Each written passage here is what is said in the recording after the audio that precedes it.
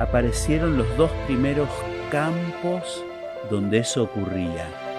Estaba el campo de lo desfavorable de un lado y el campo de lo favorable del otro. Entonces, no solo proyectamos nuestras fotos, nuestros escenarios de pensamiento y tenemos nuestros parlantes que dicen cosas ahí afuera de la cabeza, sino que tenían una diferencia que nos permitía elegir. Cuando empezamos a decirle esto a la gente, se empezaron a dar cuenta de que eso estaba ahí. Como que la gente tomaba conciencia ahí. Vos estás diciendo que entre el mundo exterior, que tal como nos explicaron, lo conocemos, y el interior hay un campo en medio holográfico, que son las imágenes que todos podemos ver si prestamos atención. La mente holográfica, este espacio mental, como empezaron a nombrarlo algunos autores, nos es invisible. Es que cuando estoy en esos estados de baja vibración, en emociones negativas, ese campo de lo desfavorable puede crecer hasta envolverme. Jugamos el helado didáctico. Claro. ¿No? Si el que ve el podcast imagina en su campo favorable el helado, dirá: maravilloso, dulce, fresco, todas estas condiciones del helado. El mismo helado, del lado desfavorable, engorda, tiene grasas, tiene productos químicos, es malo para la garganta. ¿Y quién descubre los campos? Los descubrimos con Fernando. Vos sos el descubridor de los campos de mente holográfica, concretamente. Sí, estuvimos explorando que pasaban cosas que no entendíamos y de pronto empezamos a percibirlo.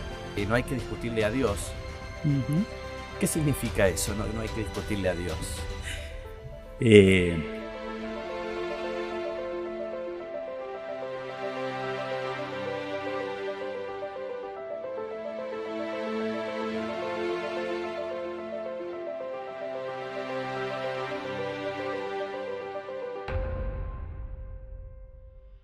Bueno, bienvenidos a todos a este programa 1 de este podcast llamado Alquimia. Pretendemos llevarte respuestas, información, una luz de conciencia para todas las dudas que tenés en el día a día. Vamos a agradecer al Teatro Auditorium que nos acompañó, que nos presenta este hermoso lugar, productora virtual con Nahuel.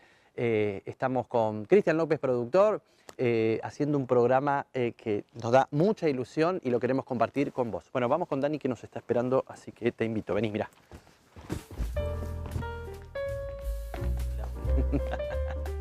Qué grande. Bienvenido.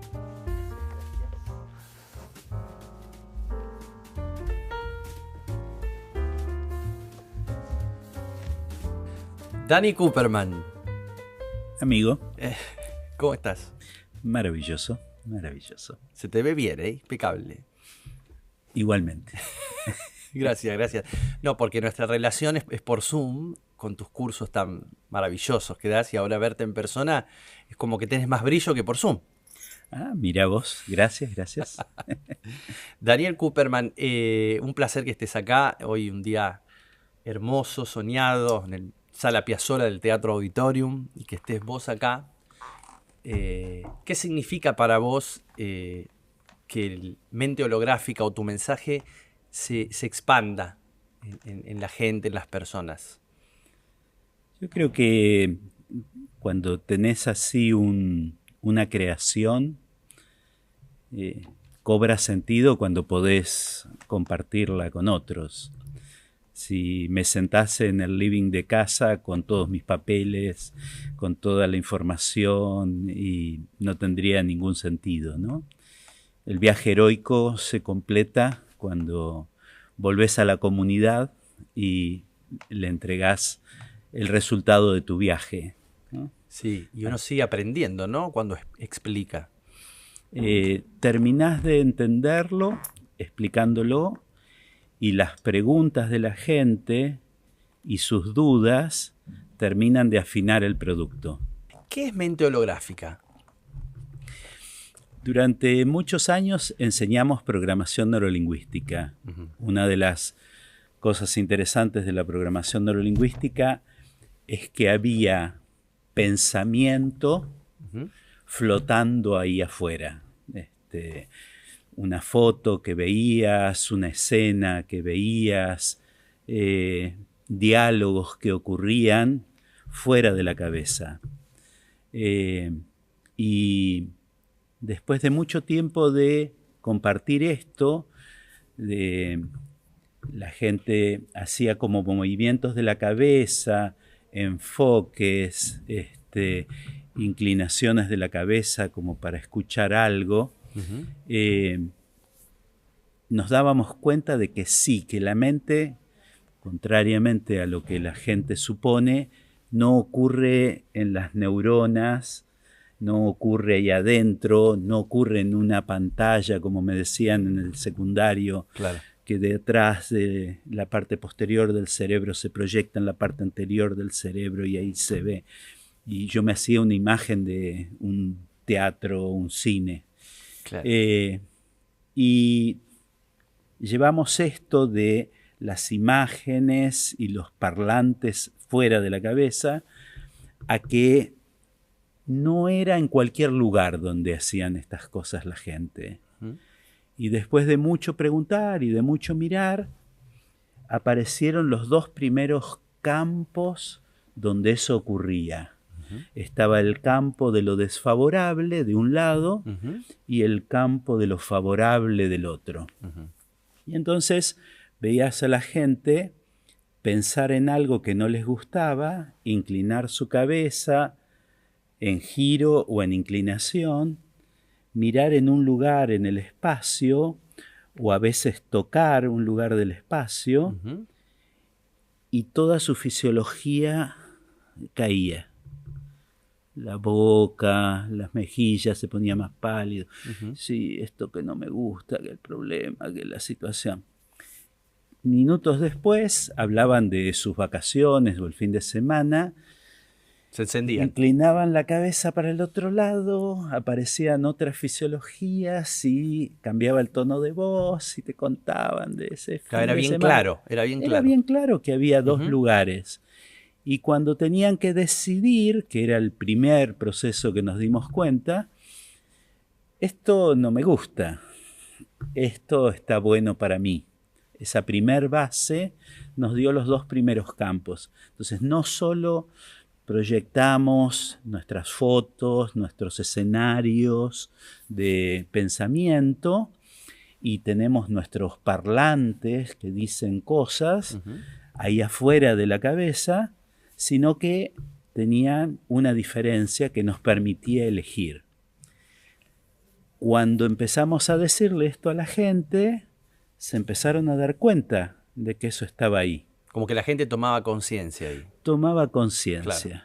Y el paso siguiente fue comprender que tengo este problema y lo paso del otro lado y aparecen las soluciones. Bien, quiere decir, vos estás diciendo que entre el mundo exterior, que tal como nos explicaron, lo conocemos, y el interior hay un campo en medio holográfico, que son las imágenes que todos podemos ver si prestamos atención, que las tenemos bien a mano, y ese es el campo de la mente holográfica. La mente holográfica, este espacio mental, como empezaron a nombrarlo algunos autores, nos es invisible. Estamos ocupados de la gente, el mundo, las situaciones de allá, o vamos a un trance corporal, interno. Y no nos dábamos cuenta, nosotros mismos, y por supuesto la gente hasta que no le contás no se da cuenta, Sí. de que está flotando su mente ahí afuera. Cuando empiezan a prestar atención, claro, esto me es favorable o esto me está informando algo, esto me permite solucionar cosas. Hay gente que tiene un problema y los vas a ver así. Corporalmente como retraídos. Y enfocados en su campo desfavorable. Y no encuentran ninguna solución. Que es el izquierdo el campo desfavorable normalmente, ¿no? Para el 80%, 70-80% de las personas tienen el lado siniestro, dice la cultura, ¿no? Si querías algún dato acerca de eso. Y del otro lado, el 80%, 70-80%, el lado favorable. Y se sentaba a la diestra del rey. La cultura ya sabía de esto. Estamos redescubriendo algo que la cultura tenía instalado, ¿no? Y esto lo puede aplicar cualquier persona, ¿no? No es nada sofisticado, digamos. Una persona que está mirando ahora esta entrevista, que tiene alguna situación, ¿podés presentar algún ejemplo concreto? Sí, en cuanto a quién puede aprenderlo, yo se lo enseñé a mis hijos cuando tenían 5 o 6 años, y manejan campos desde ese entonces. ¡Qué maravilla! Yo creo que le da muchas ventajas a un niño crecer sabiendo que tiene esto, que lo está influyendo. Si no sé, pasan este tipo de cosas, ¿no? Quiero solucionar algo estando metido, sumergido en el campo de lo desfavorable, y no se me ocurre una sola idea. Y a veces, cuando estamos en coaching o en terapia, o tenemos un alumno o un familiar que está en esa situación, simplemente le pedís que cambie su inclinación, su giro, y empieza a encontrar soluciones, porque el cerebro está cableado de que acá son los problemas y acá son las soluciones. O en el otro lugar si lo tuviesen invertido, ¿no? Entonces, nos permitió, vos decías, el ejemplo más sencillo de esto, que es la primera cosa que enseñamos, es eso, ¿no? Pensá en tu problema. Sí, bueno, yo no puedo, no sé, no tengo, no. Bien. Y ahora volvé a pensarlo de este lado. Y como están cableadas las soluciones de este lado, las oportunidades, la creación, se te empiezan a ocurrir ideas. Y la gente se pregunta, ¿de dónde viene esa información? ¿De adentro? ¿De un campo más universal?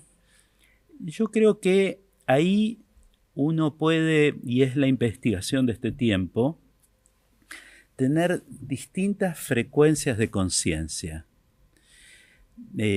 donde se presentan la evidencia más clara que tenemos de eso es el estado anímico que nos genera, ¿no? Entonces estamos en baja frecuencia vibratoria y entonces las emociones que se presentan ahí son las de ese campo. La tristeza, el enojo, el miedo, la preocupación. Y entonces mirar el campo positivo desde una frecuencia baja, las soluciones son de una vibración pobre. Ahora, si estoy en un estado que me doy cuenta que estoy en un estado más alto porque estoy alegre o estoy afectivo o estoy interesado, ¿no?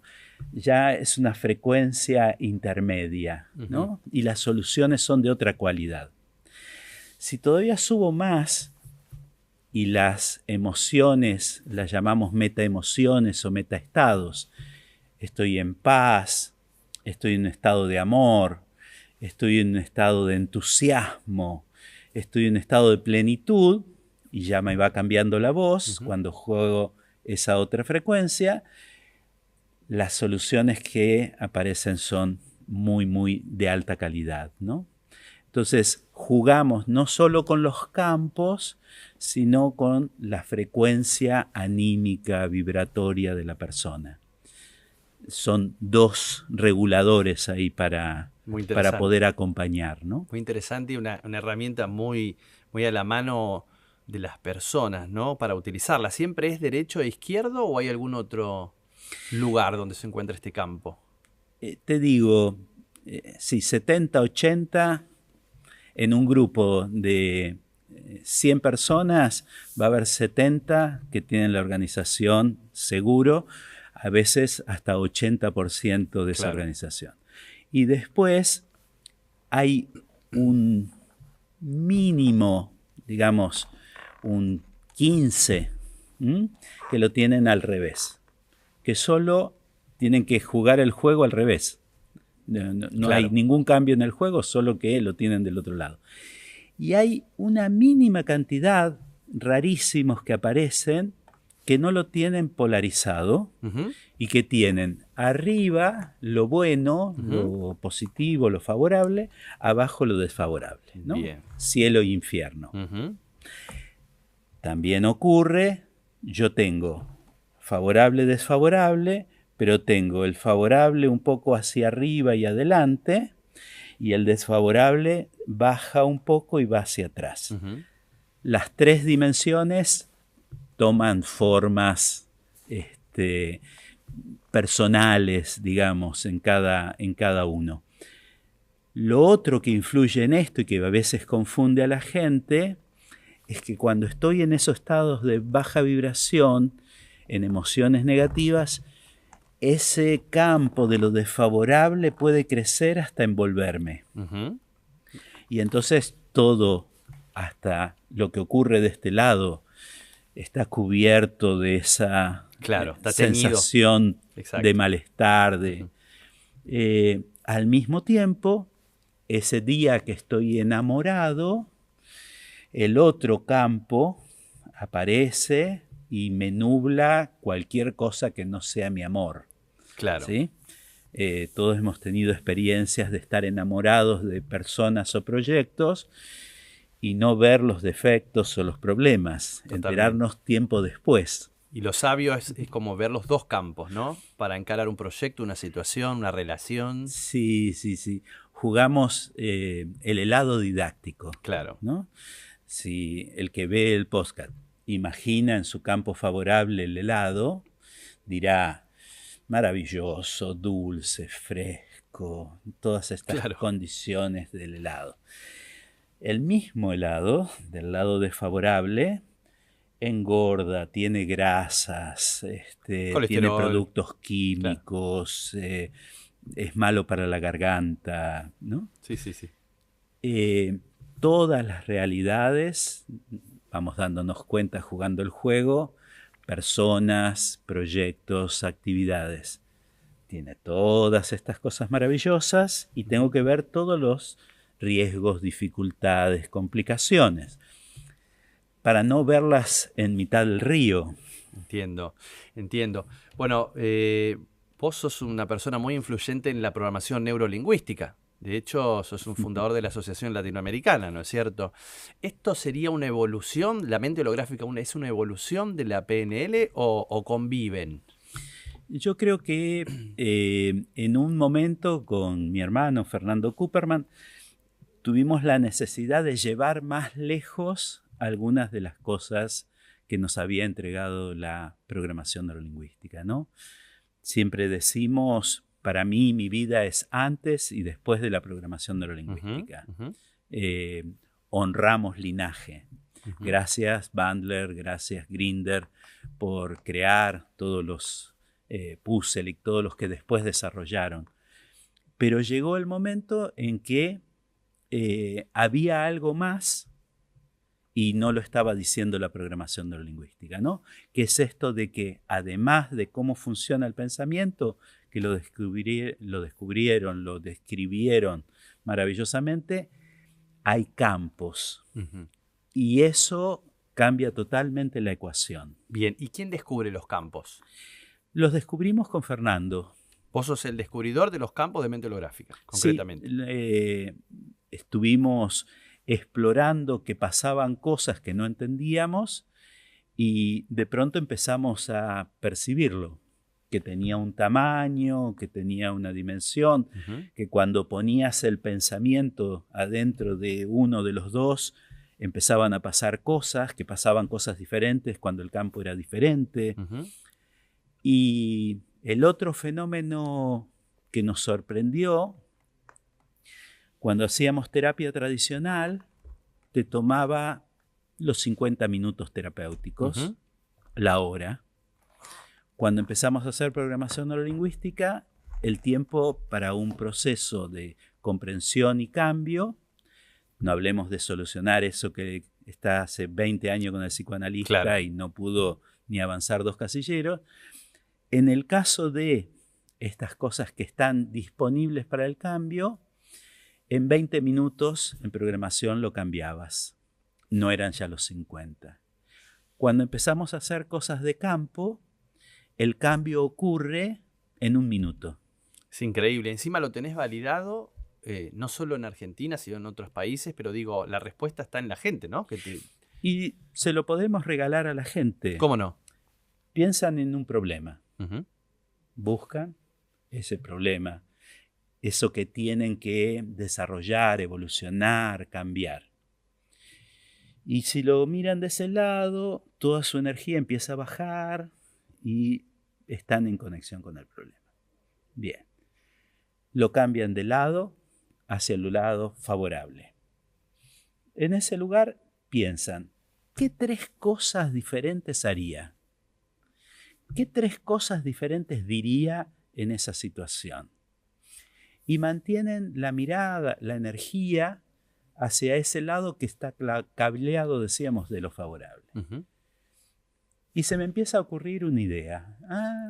Podría decir tal cosa. Y podría hacer tal cosa. ¿Cómo no se me ocurrió antes? Porque para ver el problema, para percibir el problema, lo pensaba en el lugar donde detecto los problemas. Pero no es en ese lugar donde se solucionan. A veces, intuitivamente o accidentalmente, la gente está en los problemas y dice, salgo a caminar y soluciono el problema. Claro. Lo que hacen es cambiar su energía interna, van mirando los árboles, las calles, Su postura cambia, van claro. cambiando la postura y va cambiando esto de el campo desfavorable a lo favorable, y la solución aparece espontáneamente. Aquí lo que hacemos es hacerlo intencionalmente. No, es impresionante. Yo se lo pregunto para que ustedes estén informados y sepan de qué se trata, pero yo lo experimenté y es impresionante porque es eso, es identificar el campo desfavorable, que en mi caso es como el de la mayoría, el izquierdo, pasar una situación al lado derecho, cambiar la energía corporal, cambiar la fisonomía, cambia la emoción y el problema automáticamente uno lo percibe de otra manera y empieza a verlo positivamente. O sea, yo mismo lo comprobé. Vos trabajás con tu hermano muchísimo, ¿no es cierto? Me decías ahora cuando veníamos que él es más científico, vos sos más espiritual. Me vas a contar un poquito de esto porque también recién me decías algo que me parece muy interesante, que es que no hay que discutirle a Dios. ¿Qué significa eso, no hay que discutirle a Dios? Varios de los autores que para mí son significativos traían esta idea. Byron Katie es quizás la autora que me conmovió más con su propuesta de su propio cambio personal, ¿no? Ella estuvo muy enferma en la última etapa de su enfermedad, 10 años con una depresión que no le permitía salir de su casa. Y de pronto encontró esa clave para ella que tiene como síntesis esto de no discutirle a la realidad, dice ella, ¿no? Como entregarse sería. No es entregarse. Estamos sentados aquí, sí. Hay una luz frente a mí, sí. Este espacio maravilloso, esto está ocurriendo. Aquí ahora. Aquí ahora. Me duele la cadera. Lo acepto. Es parte de esto que está aquí. Okay. Entonces, si discuto con la realidad, ella dice, tiene una frase maravillosa, solo pierdo todas las veces. Qué bueno. Entonces, lo ha vivido, lo ha experimentado y compartido. En un momento tenía un crecimiento quístico en la cara. Y entonces, deformación de la cara para alguien que tiene esta exposición al mundo. Qué curioso. Le decía, ¿no te vas a operar? No. ¿Por? Mirá. No, pero esto, la exposición. No. Un día el marido encuentra toda una posibilidad de cirugía y todo esto. Dice, mira, te conseguí todo esto. Bueno, me voy a operar. ¿No? Claro, entiendo. No se anticipó al momento, cuando llegó se operó. La otra anécdota maravillosa de ella, que me conmovió también, ella en su libro habla en tercera persona muchas veces, ¿no? Entonces está sentada en su living, la escena, y dice, tiene ganas de tomar un té. Se para y va hacia la cocina. Parece que va a tomar un té. Tocan el timbre. Ah, no va a tomar un té. No va a la cocina. Va hacia la puerta. Parece que va a ir a abrir la puerta. Va caminando por el living, tropieza y se cae. Golpea con la cara contra el piso. No iba a abrir la puerta. Tremendo. Entonces, me transmitió tanto esa anécdota, claro. ¿no? Parece que vamos a estar hablando en el siguiente minuto. Solo parece. Es curioso, ¿no? Es curioso como la mente a veces interpreta, ¿no? Y juzga lo que está pasando, y ese mismo ruido nos trae más ruido, nos trae disconformidad, nos trae malestar, ¿no? En relación a esto de aceptar la realidad tal como es. Muchos dicen, claro, el dolor es inevitable, el sufrimiento es opcional, ¿no? Tal cual. Me pasa algo, me duele, lo acepto, me duele, pierdo un familiar, una separación, un cambio de país, no sé lo que sea. Pero no resistirse a eso que ocurre, ¿no? No. Es más, uno de los últimos aprendizajes de este tiempo, me convertí en alguien tan hábil de cambiar mis estados internos que dejé de vivirlos. Entonces, es un montón eso. Mi aprendizaje del último tiempo es darme el tiempo para vivirlo. Para, diría Fantino. Para. ¿Cómo? Repetilo, por favor, repetilo, porque es muy interesante. De pronto decías esto, ¿no? Hay una pérdida, hay una situación dolorosa. Estoy ahí. ¿Cuánto? ¿Un día? ¿2 días? Mi tendencia, por el entrenamiento, es que 15 segundos después quiero que haya cambiado. 15 segundos. ¿Y lo lográs? Y lo logro. Pero no termina de producir el beneficio de eso que la realidad estuvo trayendo. Ah, fantástico. Te sigo. La realidad en ese momento fue, estoy triste. Estoy triste. ¿Cuál es el problema? O estoy aburrido, ¿no? Sí. O uno de los enemigos más terribles de este tiempo, ¿no? De esta época. El teléfono, la cosa, algo para... No me puedo aburrir, ¿no? Nuestros hijos están intensamente en esa lucha. A mí me gustaría entrar un poquito, porque un poco lo que a mí me moviliza hacer este podcast es un poco de llevar un poco de claridad ante tanto ruido, ¿no? Porque, por ejemplo, no sé, uno abre YouTube y hay un montón de información que llega un momento que lo que hace es, en vez de aclararte, abrumarte. Sí. Y así pasa con las redes, y parece incluso que está manejado. ¿Está manejado esto, esta desinformación? ¿Y qué podríamos hacer ante esto? No tengo la certeza de que haya... No creo en las brujas, pero que las hay, las hay. Esta cosa conspiranoica. Es un poco conspiranoico, pero pareciera, ¿no? A mí me da la sensación, a mí me pareciera. No me queda claro qué o quién no sé. No, claro. Controla esto por aquello que decíamos, ¿no? Sí.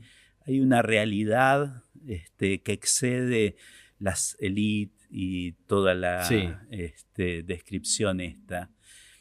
No sabemos probablemente. Eso. Sí creo que hay tendencias a través de la publicidad, a través del cine, a través de formadores de opinión que orientan en alguna dirección. Y que está bueno poder tener este estado de conciencia para poder ir registrando qué me va pasando, a ver si eso que me están proponiendo es alimento o veneno. Porque eso es terrible. Yo lo veo en las redes sociales con mis hijos, a mí me pasa incluso, y lo veo ya como algo que va creciendo, ni que hablar la inteligencia artificial. ¿Cómo te parás vos con todas tus herramientas o desde la mente holográfica, o desde tu ser, ante este avance tecnológico? Para mí, yo vivo mucho en el cuerpo, ¿no? En la programación neurolingüística decíamos que hay gente que vive en las imágenes, en el ver, en el afuera visual. Hay gente que va como murciélago por la vida, por las charlas, lo que se dice, sus pensamientos, sus charlas internas. Sí. Y hay gente que habita lo cotidiano desde el cuerpo, las sensaciones, las emociones. Más kinestésico sería. Más kinestésico para... Sí. Yo me gusta más la palabra sensación porque kinestésico Bien. Es sensación de movimiento nomás, ¿no? Bien. Y hay mucha más cosa ahí en el cuerpo. Entonces, cuando estamos tanto en el cuerpo, es muy claro, si estás presente, esto es alimento, esto es veneno. Tenés que estar atento, tenés que tomar conciencia, ¿no? El cuerpo te lo va diciendo, ¿no? Esto que está diciendo alguien, no me gusta, no me hace bien. Esto que dice me alimenta, ¿no? Rolando Toro, mi primer mentor, el creador de la biodanza, decía, si eso alienta la vida, entonces es un lugar para estar. Si eso deteriora la vida, no. Y me parece un buen radar para estar, ¿Qué ¿no? te parece? Frente a una comida. No me está haciendo bien esto que estoy comiendo. No lo comas más. Es como salir del piloto automático también, sí, que para mí la misma sobreinformación te lleva también. Parar, ¿no? Y hacerse la pregunta, ¿no? El cuerpo avisa continuamente. Nos es más fácil a los que habitamos cotidianamente el cuerpo. Para los que son más del mundo de las imágenes y el sonido, y se mueven más en ese mundo, tienen menos registro del cuerpo y les convendría ir aprendiendo alguna práctica, ¿no? Hacen una clase de yoga, hacen una clase de tai chi, entonces empiezan a bajar un poco al cuerpo y les es más fácil empezar a reconocer este alimento sí, este no, esta situación sí, esta situación no. Así que la experiencia para mí fue siempre desde este lugar. El cuerpo me avisaba que algo sí o algo no. La invitación a la gente, si están en el cuerpo, les va a ser sencillo. Si están habitando en el mundo de la mente, imágenes y sonidos, hagan alguna actividad que los baje y los haga visitar ese maravilloso lugar que es el cuerpo, ¿no? Dani, vos hacés distintas actividades. A ver si podés compartirme un poco de todo lo que hacés. Biodanza, sé que hacés hipnosis ericksoniana. Bueno, diseñás tus propios programas. La gente o yo a veces me siento un poco abrumado de tanta información, lo que hablábamos antes. ¿Por qué uno tiene que elegir? O sea, ¿cómo hace uno para elegir determinada actividad? Porque hay tanto. Yo sé de buena fe que lo tuyo es de calidad, por ejemplo, pero ¿cómo haría la gente para elegir algo de calidad? ¿Qué referencia tiene, digamos? Ninguna. Ninguna, perfecto. Cada persona elige... Pero me entendés, ¿no? Viste que está todo mezclado, hay de todo. Hay mucho y la gente elige según su nivel de conciencia. Ah, muy bien. Si está en una baja vibración, va a elegir una práctica de baja vibración, un camino espiritual de baja vibración, un maestro de baja vibración, y está perfecto que vaya a ese contexto. A medida que las personas van elevando en su frecuencia vibratoria, de conciencia, empiezan a decir, bueno, pero no me gusta, ¿qué me está diciendo? ¿Qué me está invitando? Claro. Y busca el maestro de la siguiente etapa, ¿no? Lógico. si puede ser sincero en cada momento y no queda atrapado en esta cosa de la familiaridad, lo conocido, lo amigable de la gente conocida, siente el impulso de ir hacia un mentor o hacia un maestro de una frecuencia y conciencia vibratoria más alta. Y cada uno de esos momentos es perfecto. Bien. Y cuando vos decís tomar conciencia, ¿eso lo relacionás a Dios? Vos que me hablabas de que eras un señor espiritual. ¿Tiene que ver con Dios o no? Sí, la gente a veces tiene una cierta aprensión cuando aparece esta palabra, ¿no? Sí. Y entonces ha aparecido esto del universo, la sabiduría universal, la fuente, que los deja más cómodos en el pensamiento. Yo vivo esa experiencia de estar flotando y ser parte de cómo se llame eso más grande. O sea, entonces, ¿vos meditás? Yo vivo. No hace falta. Vivís de esa manera. De esa manera. Me pierdo como todo el mundo, me equivoco, me duermo como todo el mundo. Como decía uno de mis mentores, cada vez vuelvo más rápido. Bueno, vos tenés toda una experiencia con el mundo del Oriente, ¿no? Sí, muchos años de taoísmo, a partir de hacer artes marciales, kung fu, tai chi. Entonces me llamó la atención el taoísmo y después no había buenos maestros taoístas, había que irse a China, algo imposible para mí, y apareció el sufismo. Estas cosas que hablábamos fuera de cámara. En el peor momento de mi vida, estando en pareja, dando clases, ganando en dólares en Perú, en Lima, tuve el momento de depresión más terrible de mi vida. Eso es increíble, ¿no? Cuando a uno le dicen, aquella persona se hizo millonaria y se deprimió y no le encontró sentido a la vida. ¿Cómo es eso? Tenemos como una cantidad de ilusiones, ¿viste? Claro. Cuando deje de trabajar, cuando esté en no sé qué lugar. Claro. Poner casa adelante, maravillosa, ¿no? Mirada al mar, atardeceres en el Pacífico, pareja amorosa, cursos. Mis alumnos eran la embajadora de India, la dueña de la discoteca más grande, el dueño de la librería más grande, ganando en dólares. Y en ese momento no había futuro. Ya tenía todo. Tenías todo lo que habías imaginado. Llegué. ¿Y ahora? ¿Y ahora?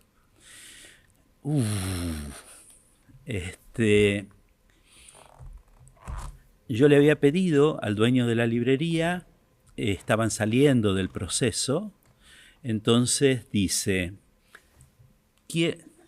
este tipo de milagros ocurrían. Los libros eran mi mundo. Daniel, tengo que comprar libros. Acá tenés todos los catálogos de las editoriales, elegí los libros y llévate los que quieras a tu casa. Tremendo. ¿Y cuándo uno le llega a eso? Hablábamos de eso, ¿no? Que nada es casualidad, que todo llega, que hay que esperarlo. Pero pareciera que a veces uno está más alineado para que eso ocurra, ¿no? ¿Y a qué responde eso? Si es que responde algo. De nuevo, la realidad, viste, te va presentando un juego que tenés que jugar. Yo me iba de vacaciones a Perú por 20 días, me quedé 3 años. ¿Sí? En medio de todo ese proceso ocurre esta experiencia de vacío.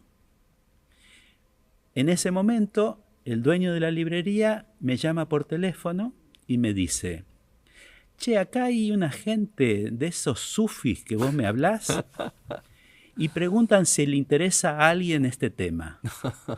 Yo encontré mi camino así. Increíble. Vinieron a tomar té a mi casa. Increíble. Me regalaron los libros, me invitaron, me pidieron que organice el primer grupo para Perú. Fantástico. Se organizó con mis alumnos. Claro. Yo estaba pensando en irme a Turquía. Tenía el dinero, tenía la posibilidad, estaba imaginando mi viaje a Turquía. Yo no hablo turco, por supuesto, pésimo inglés, tenía esta dificultad del idioma. Y el universo me lo solucionó. Me lo trajo a tomar té a mi casa. Ok, ¿pero vos lo pediste eso? No. No lo pediste. No, yo estaba es que hiciste sufriendo. Un ritual, no fuiste, vos estabas sufriendo. Yo estaba sufriendo. Y la realidad dijo, te toca sufficient to living de tu casa. Que es un poco lo que yo te preguntaba antes. Digo, ¿uno interfiere, co-crea con la realidad o no? Y vos me decías algo muy interesante, que a mitad de edad uno cree que es 50 y 50. Sí, en el comienzo del camino uno cree que es uno. Claro. Después, como decíamos, mitad de camino, 50 y 50.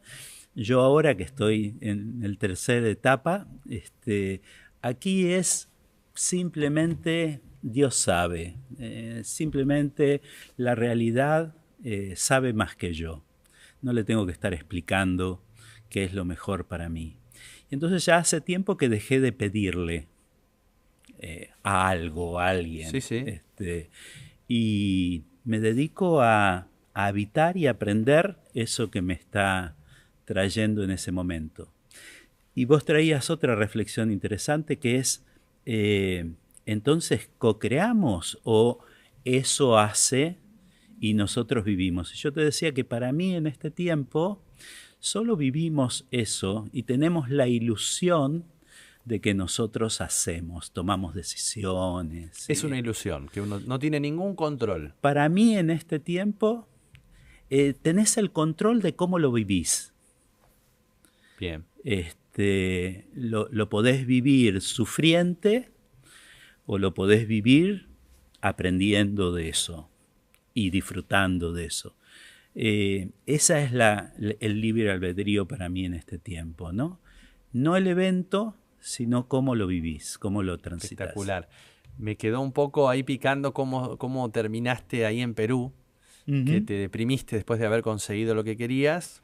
¿Y qué pasó después? ¿Qué hiciste?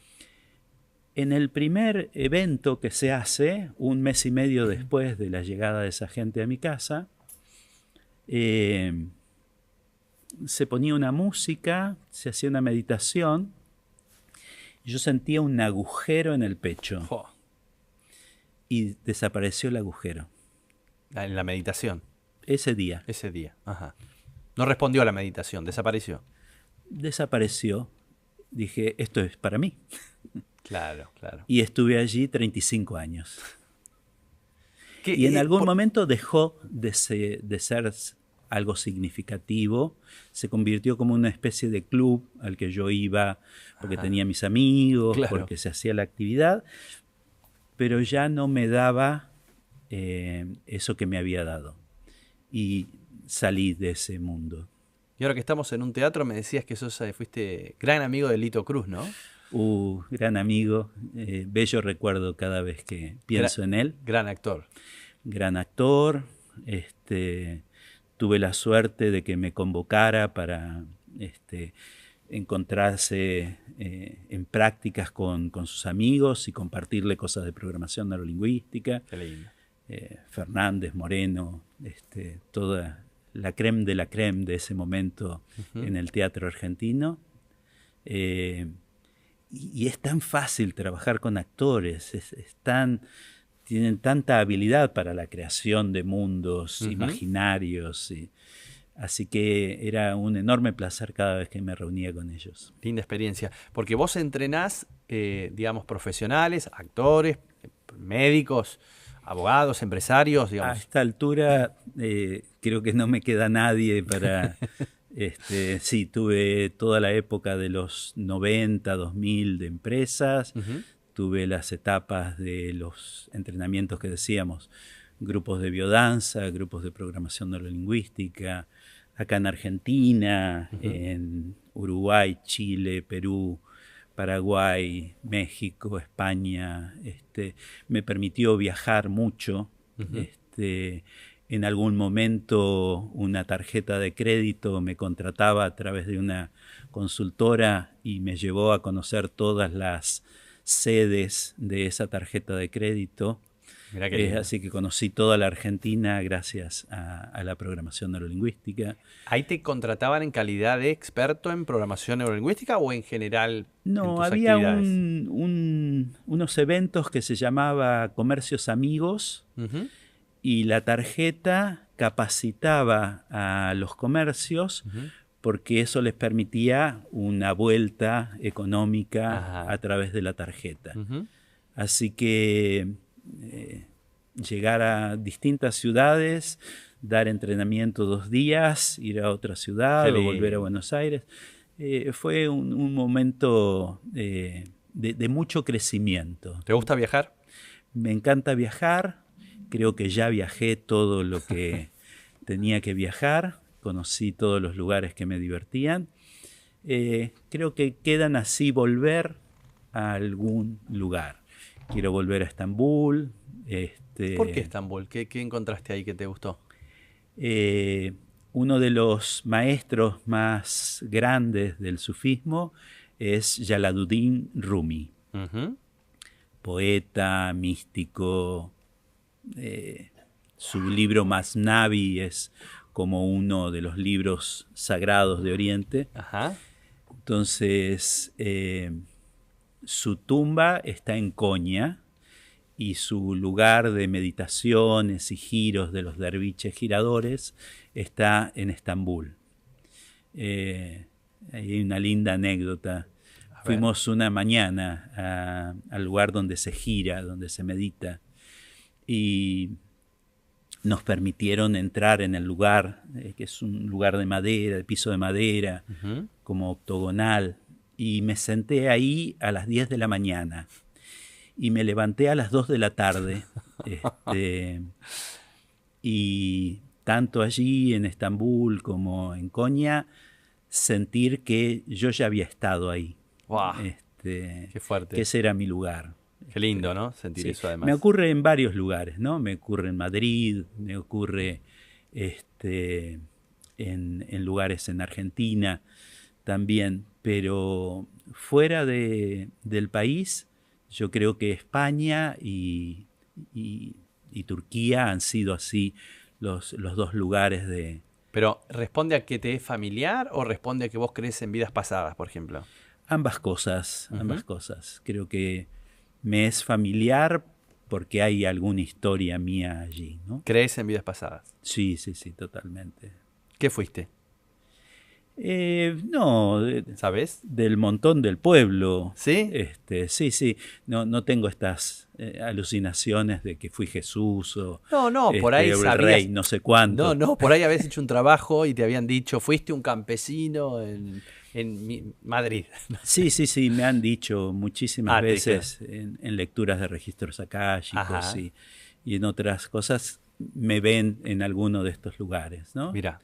Y coinciden las distintas opiniones, o sea, eso te da la sí, pauta de que hay algo real. Sí. Mira vos. Gente que no se conoce entre sí me vuelven a relatar determinado lugar.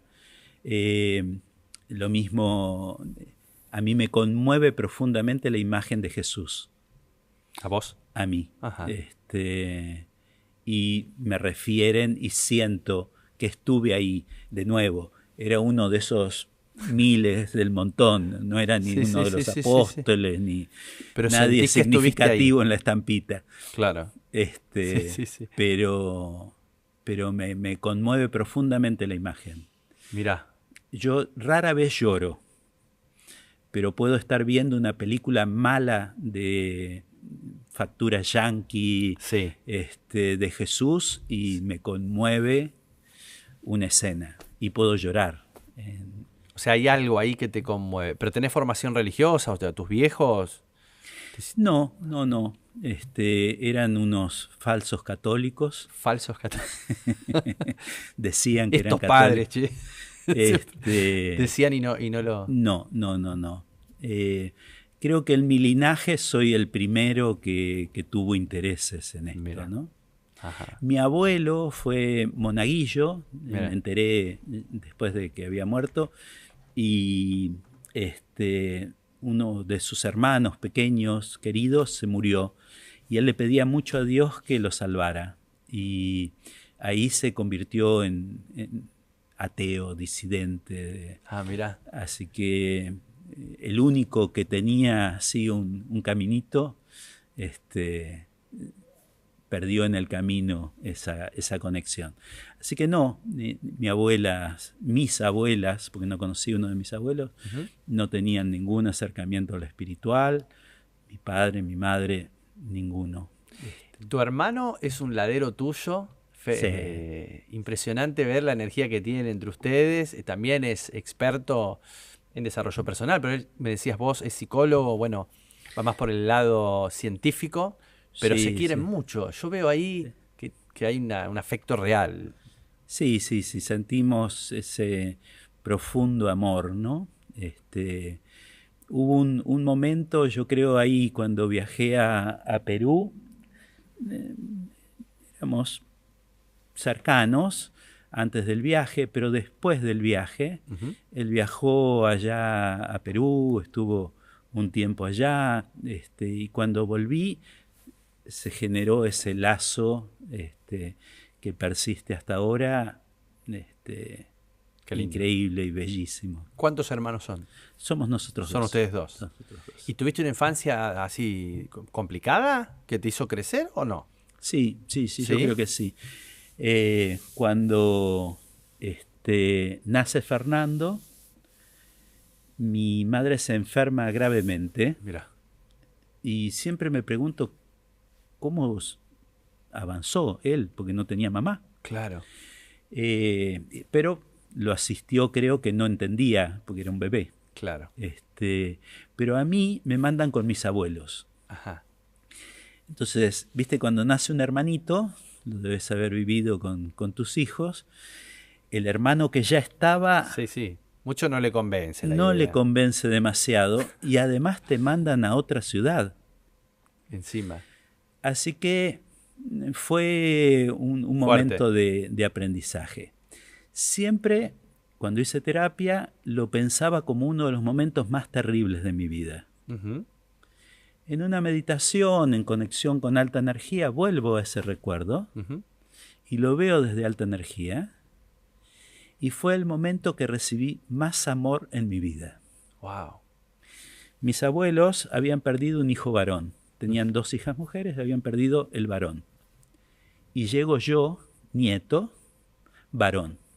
1 año a vivir con ellos.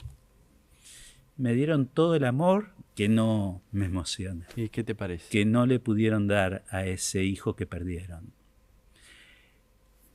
Yo siempre había creído que era el peor momento de mi vida. Y fue uno de los mejores momentos de mi vida. Bueno, gracias por compartirlo. Es lindo que te emocione la verdad que llega esa energía. Qué lindo. ¿Y de tu papá? Papá, vendedor, basquetbolista. Nos heredó el deporte. Bien. Su frustración en el deporte, se lastimó una rodilla, no pudo jugar más al básquet. Mi tío, Cooperman, radicado acá en Mar del Plata, y él, grandes basquetbolistas en Argentina, en Bahía Blanca, mundo del básquet. Sí. Así que heredamos, yo jugué hasta los 24, 25 años. Yeah. Jugué en Ferrocarril Oeste. ¿Eras bueno? Era bueno. Tuve de entrenador a Max Nudel, el creador de la Liga Nacional. Claro. Y hasta que llegaron los extranjeros y yo hacía ingeniería, no podía practicar. ¿Vos hacías ingeniería? Sí, 6 años de ingeniería, 36 materias cursadas, 30 materias. Estudió todo. Todo estudiaste. ¿Qué te quedó, Dani? Impresionante. Me gustaría que me hables un poquito de los juegos Tachyon, que es una herramienta, una gran herramienta que yo experimenté, empecé a incursionar, me pareció muy interesante porque lo lúdico a mí me atraviesa y me parece que es una herramienta ideal para educar de forma entretenida y también me pareció muy interesante. Así que si querés contarme, no sé si lo haces con tu hermano. No, Tachyon no. Eso es con mi socia Graciela Astorga. Y Gachi, para los amigos Gachi. En un momento, en plena crisis del 2001, ven que tuve muchos momentos de aprendizaje. Son varias vidas en una. Yo creí que había tenido muchas, pero él me ganó. Se acabó mi trabajo en el mundo empresario, cerraron todas las capacitaciones, 2001, crisis. Sí, me acuerdo. El 70% de mis ingresos desaparecieron allí. Como muchos. Me divorcié, me enfermé. ¿Grave la enfermedad? No. No. Pero no importa. Mi colesterol estaba en 400, estaba con 108 kilos, muy triste. Muy triste, claro, ya lo creo. Y para lo único que me daba en ese momento era para ir a caminar por Corrientes, pagaba el boleto hasta Corrientes y visitaba librerías. Y a veces me alcanzaba como para comprarme un libro usado. Y un día entro a una de esas librerías y los títulos de los libros se elevaron 1 metro encima de los libros. Y yo veía que los títulos decían las mismas palabras. Pará. ¿Cómo que se eleva? ¿Vos lo viste? Eso. En tu percepción. Estas cosas raras que nos pasan a veces. Sí. O están flotando los títulos de los libros a 1 metro de los libros. ¿Estaba fuerte el café, dijiste, o algo pasó? Sí, algo tomé esta mañana. Nunca he tomado drogas, pero bueno, debía haber tomado algún café fuerte. Pasó. Y las palabras eran siempre las mismas. Miedo, enojo, decisión, creencia. ¿Se te reveló eso? Eso. La gente ahí en el 2000, ya hacía como unos 20 años que yo atendía gente, siempre vienen con los mismos temas. Claro. Estoy enojado, estoy triste, mi creencia limitante no me deja. Y entonces hice una lista de todas estas cosas. Sí. Y eran más o menos unas 20 ideas. Y digo, tengo que hacer una actividad para cada uno de estos temas. El primero de los juegos era sobre el miedo. ¿Sí? Sí. Entonces, ese ha sido mi desafío, mi herida personal, el miedo. El miedo. Entonces tengo 6 o 7 juegos para el miedo. Y fueron mis aprendizajes de cómo lidiar con mis miedos.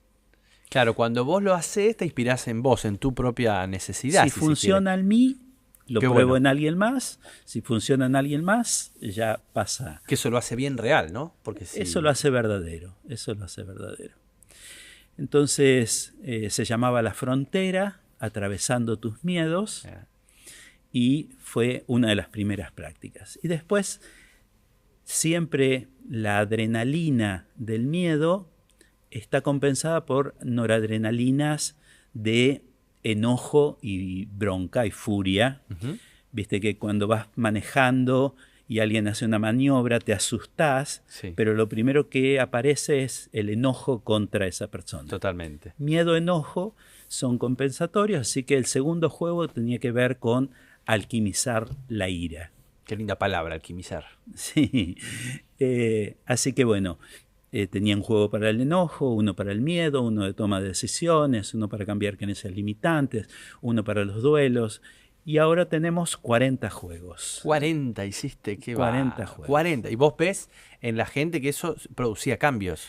La gente llegaba una tarde, 2 horas, 2 horas y media, 4 horas, dependiendo del juego. Y llegaban con una necesidad y se iban con un recurso. Pensé los juegos como algo que podías entregarle a la persona y ya no necesitaba más de vos. Siempre me molestó esto que la gente tuviese que depender del terapeuta, del guía, del maestro. Siempre sentí el impulso de crear cosas que la gente pudiese aprender y autoaplicarse. Como que ellos despierten el recurso en ellos mismos, digamos. Exacto. En la gente. Claro. Entonces, invitábamos a estos juegos, que son una serie de pasos, una serie de actividades, con música, con juegos imaginarios, con compromiso del cuerpo, y cuando vivían esas experiencias se llevaban una habilidad para utilizar en su vida. Me da ganas de aprender todos los juegos, te cuento, con esto que me está diciendo, me da ganas. Ahora, Dani, ¿por qué crees que hay gente con la misma realidad, gente que se queda por ahí inmóvil o tiene una vida bastante mundana, normal, ni mejor ni peor? O por ahí hay un Daniel que le agarra una inquietud y empieza a crear, a generar. O sea, ante la misma realidad hay distintas respuestas. ¿Vos crees que es genético? ¿Por qué pasa eso? ¿De dónde viene, por ejemplo, tu propia inquietud por crear, ayudar, ayudarte, trascender? Sí, uno de mis mentores, y yo me siento muy afín en esta época con su idea, hay gente que tiene 50.000 años de evolución y hay gente que tiene 500 años de evolución compartiendo aquí en el mundo. Cuantos más años de evolución tenés, más inquietudes tenés de esto de el vínculo con los demás, la generación de una mejora para el mundo. Y cuanto más joven sos, más centrado en vos, en tus necesidades, en tu... Entiendo. Cuando me lo describió de esa manera, algo me dijo que eso era verdadero para mí. O sea que claramente responde a vidas pasadas. A muchas vidas anteriores, entonces Bien. Llegás con un bagaje, esto que charlábamos también en el auto mientras veníamos. Nadie en mi familia tenía mis intereses. No puedo reconocer que fue algo aprendido. ¿Vos le tenés miedo a la muerte? Eso es interesante, es de los hallazgos del último tiempo. El último desarrollo se llama micelio. Micelio. Y es una meditación de una triple disociación, sensación corporal, la mente invitada a un paisaje maravilloso que la persona elige, la esencia, eso intangible que va de vida en vida para mí, y la posibilidad de poner el foco de la conciencia en el cuerpo, en la mente mirando el paisaje o en la esencia. Cuando estás en ese estado esencial, todo es paz, armonía, plenitud, todos metaestados, y desde ahí es muy fácil hacer acompañamientos a la gente. Entonces, esa parte esencial no tiene ningún miedo a la muerte porque ya lo sabe, ya estuvo más de una vez. Parte del todo, digamos. Ahora, mi mente y mi cuerpo están cagados de miedo. Claro. Como dice la Andresina. Negociando con mi mente y con mi cuerpo. Claro. Tengo 71 años, espero llegar a los 90 por lo menos. ¿71 tenés? 71. No, menos, bastante menos. Entonces, negocio. Claro. Vamos a disfrutar mucho hasta que llegue la puerta de salida. Vamos a crear muchas cosas hasta ese momento. Y bueno, si estoy en la esencia, yo sigo. Y ustedes tuvieron una vida muy, muy interesante y muy rica. Tomaremos la posta nosotros. Eso. Ahora, si tuvieras que decirle a la gente que te recuerde de una manera, ponele, decir, che, yo, Daniel Cooperman, ¿qué dejás? Yo creo que el legado son estas producciones, ¿no? En cuanto a lo intelectual, a lo que puede persistir en el tiempo, en el mundo, creo que es eso. Y después 4 hijos maravillosos, que es el otro legado, quizás el más importante, ¿no? Pero hacia el mundo, hacia los demás, creo que Tiempo de Magos, Modelos Esenciales, Juegos Tachyon, Mente Holográfica, Micelio, Constelación Esencial. Creo que hay varias de estas creaciones que dentro de 100 años van a estar vivas todavía. Impresionante. Bueno, yo súper agradecido que estés acá. Me gustaría que digas, que invites a la gente a Tiempo de Magos, que ya hablaremos en otro podcast, que los invites próximamente acá en Mar del Plata, ¿no? Aquí en Mar del Plata nos estarán visitando de Argentina y otros países 14, 15, 16 de junio. Estaremos recibiéndolos en este maravilloso lugar, que ahora es mi lugar, Mar del Plata. Bueno, Dani, un placer, muchísimas gracias, la verdad que disfruté mucho, estoy muy emocionado de estar acá con vos en este inicio de podcast que está bendecido por tu presencia, así que muchas gracias a vos, a Nahuel y al Teatro Auditorium, por supuesto. Sí, gracias a este bellísimo lugar que nos permitieron jugar nuestro juego, gracias Nahuel. Bueno, hasta el siguiente encuentro. Nos vemos la próxima. Muchísimas gracias. Finalmente cumplí un sueño.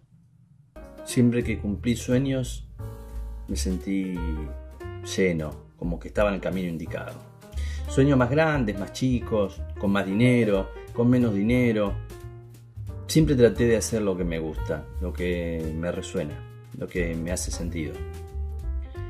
Y hoy pude. Intento llevarle a la gente entretenimiento, alegría y algo de claridad atrás de estos talentos. Motivación en estos tiempos donde todo parece confuso, estamos abrumados de información. Estos talentos yo creo que nos van a iluminar el camino.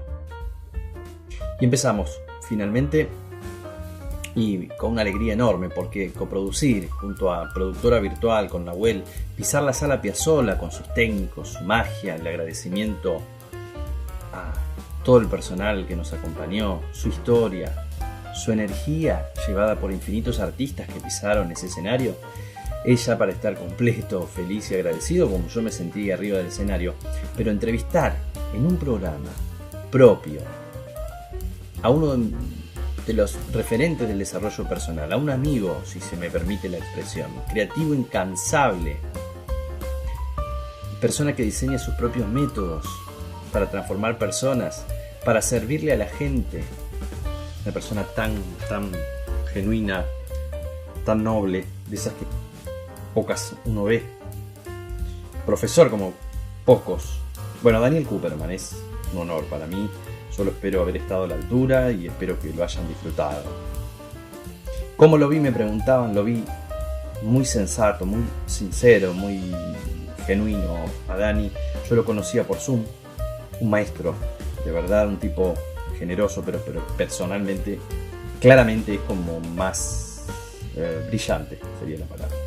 ¿Acaso contraluz significa abrazar nuestras sombras, integrarlas y salir a la vida así, como somos, pero como somos de verdad, como a mí me gusta?